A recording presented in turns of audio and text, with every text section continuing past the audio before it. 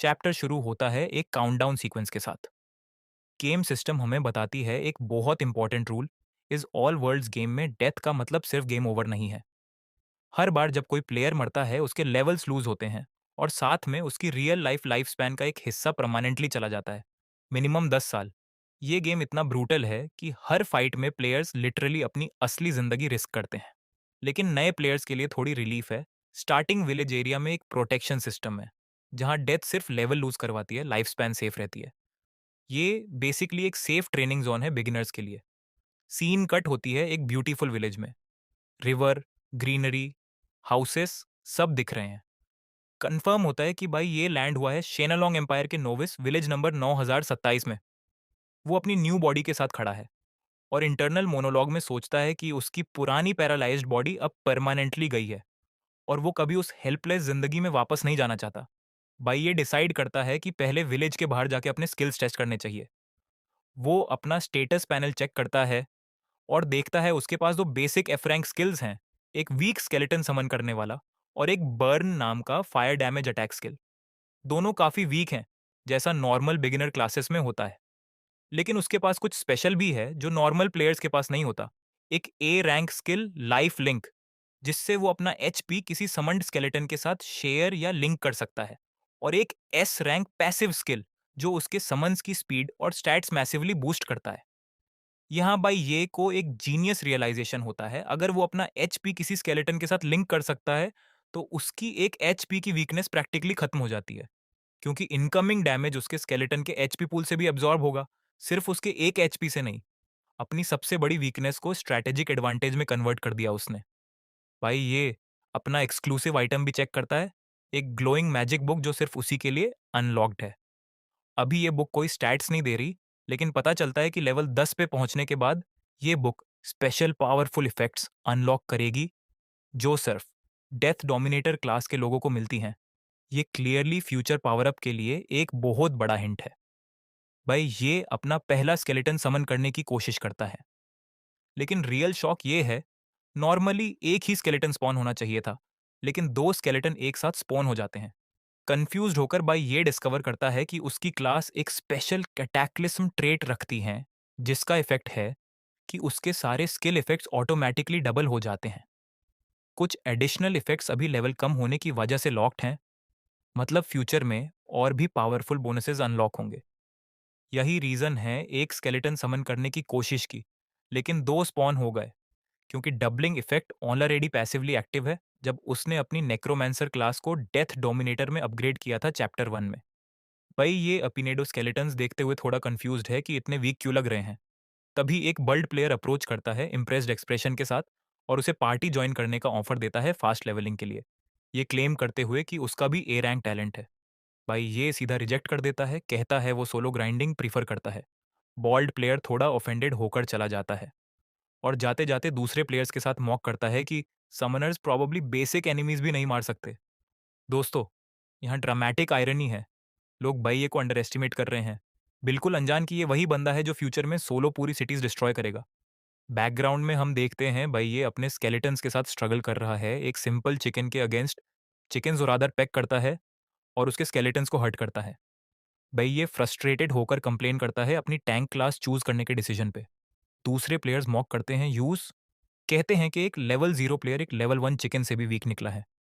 ये purely comedy relief है जो दिखाता है शुरुआत में भाई ये भी स्ट्रगल करता है बेसिक एनिमीज के अगेंस्ट, जो उसको रिलेटेबल बनाता है before he becomes massively over powered.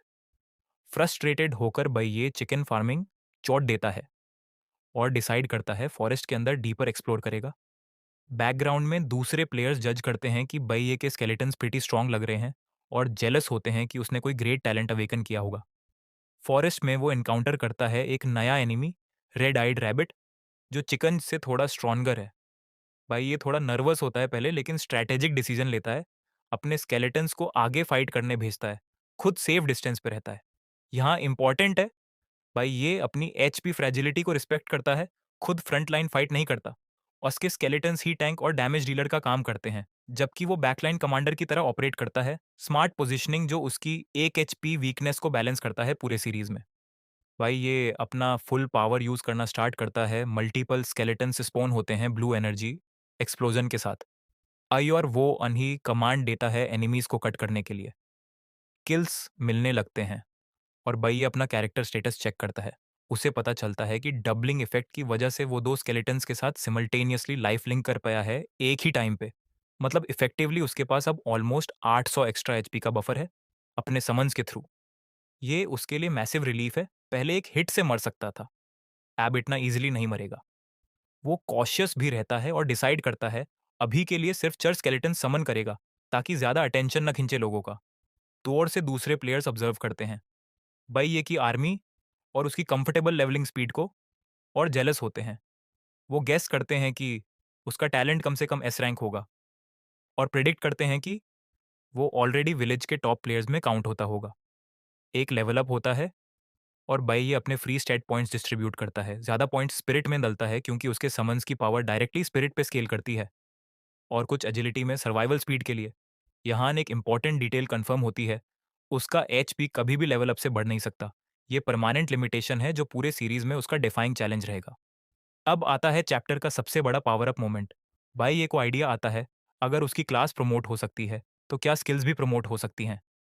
वो ट्राई करता है और सारे उसके स्किल्स एक रैंक अपग्रेड हो जाते हैं एक साथ।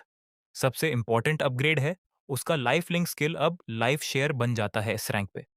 ये नया वर्जन सिर्फ एक स्केलेटन तक लिमिटेड नहीं है, अब वो अपने सारे समन्ड अनडेड के साथ ऑटोमेटिकली एचपी शेयर कर सकता है पैसिव इफेक्ट के थ्रू, कोई एक्टिवेशन कॉस्ट के बिना। प्रैक्टिकली इसका मतलब है कि जब तक उसके पास समन्स हैं उसकी एक एचपी वाली वीकनेस कंप्लीटली इरेलीवेंट बन जाती है। भाई ये खुद शॉक्ड रह जाता है रियलाइज करके कि ये स्किल कितनी ब्रोकन है, सबके साथ ऑटोमेटिकली एचपी शेयर करना कोई लिमिट के बिना। साथ में उसका समन बूस्टिंग पैसिव स्किल भी अपग्रेड होता है जो समन कास्ट टाइम और कूलडाउन को 75% तक रिड्यूस कर देता है और समन्स की स्टैट्स डबल करता है और समन कैपेसिटी भी डबल कर देता है। कैलकुलेशन करने पे भाई ये रियलाइज करता है अब उसके पास इफेक्टिवली ऑलमोस्ट 4000 एचपी का सेफ्टी बफर है और वो एक टाइम पे 20 स्केलेटन्स तक समन कर सकता है। कॉन्फिडेंस से फुल बाई ये डिसाइड करता है अब लो प्रोफाइल रहने की जरूरत नहीं, वो अपनी फुल समन कैपेसिटी यूज करेगा और अग्रेसिवली पावर लेवल करेगा। एक्साइटेड होकर वो अपना एक्सक्लूसिव बुक भी अपग्रेड कर देता है। नया वर्जन उसे एक्स्ट्रा स्पेल पावर देता है और कंफर्म होता है कि लेवल 10 पे इसका रियल पोटेंशियल अनलॉक होगा जो फ्यूचर एपिसोड्स के लिए एक बहुत बड़ा हुक है। भाई ये थोड़ा डिसअपॉइंटेड है अभी के लिए बुक का बूस्ट इतना छोटा देख के, लेकिन डिसाइड करता है पेशेंस रखेगा लेवल 10 तक। हम देखते हैं एक एक्शन पैक्ड मोन्टाज। भाई ये अपनी 20 स्केलेटन्स की फुल आर्मी समन करता है जो group of fox type demon creatures को मैसैक कर देते हैं।